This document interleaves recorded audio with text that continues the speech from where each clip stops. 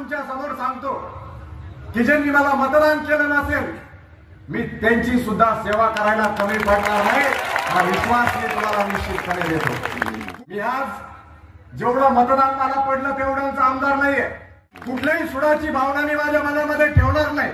जनतेचे घरोघरी जाऊन आभार मानायचं तरच खऱ्या अर्थाने हा विजय सार्थ होणार आहे। आणि दंड हे आम्हालाही थोपटता येतात। मी या सरकारचा पुरेपूर फायदा घेऊन आपल्या मतदारसंघामध्ये तरुणांपासून तर वडीलधाऱ्यांपर्यंत आमच्या माता भगिनींपासून तर निश्चितपणे तळागाळापर्यंतच्या गोरगरिबांची कशी सेवा करता येईल यासाठी प्रामाणिक प्रयत्न पुढच्या 5 वर्षाच्या कारकिर्दीमध्ये करेन असा विश्वास मी आपल्या समोर या ठिकाणी व्यक्त करतो। मी तुम्हाला विनंती करेन, गावात जेव्हा जाल आपल्या विरोधामध्ये अनेकांनी काम केलेलं आहे, परंतु मी नम्र विनंती करेन कार्यकर्त्यांना गावामध्ये गेल्यावर मतदारांना सुद्धा वाटलं पाहिजे भारतीय जनता पक्षाच्या कार्यकर्त्यांनी हा विजय विनम्रपणे स्वीकारलेला आहे।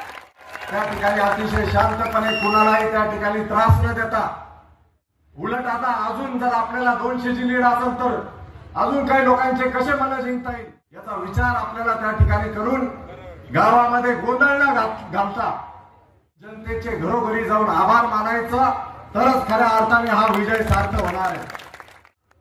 मागच्या काळामध्ये काही उमेदवारांनी मांडा थोपटल्या, कशा थोपटल्या, दंड थोपटले, कसे थोपटले, मांडे आणि दंड हे आम्हालाही थोपटता येतात, परंतु पाठ कशी लावायची कुणाची लावायची हे तुझ्या आणि माझ्या हातात नसून हे जनतेच्या हातात आहे, तू लक्षात ठेव। आणि त्यामुळे बांधवांनो हा विजय मी दादांसह या मतदारसंघातील माझ्या आई वडिलांसह सर्व जनता जनार्दनाला समर्पित करतो। मी निश्चितपणे तुम्हाला विश्वास देतो की आज जे काही मला मतदान पडलं असेल, मला अजूनही माहिती नाही की एकूण मतदान किती पडलंय, मग ते 1.25 लाख असेल 1,30,000 असेल, परंतु जेवढं मतदान मला पडलं तेवढंच आमदार नाहीये।